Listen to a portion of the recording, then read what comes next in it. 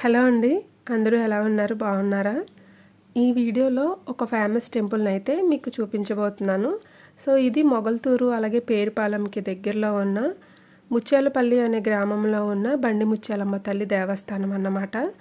So ఇక్కడ special ఏంటంటే అమ్మవారు వృక్ష రూపంలో ఉంటారన్నమాట. అంటే తాటి చెట్టులో కొలువై ఉంటారు. అలాగే దీప రూపంలో కూడా మనకి దర్శనమిస్తారన్నమాట. చాలా అంటే చాలా ఫేమస్ టెంపుల్ ఇక్కడ.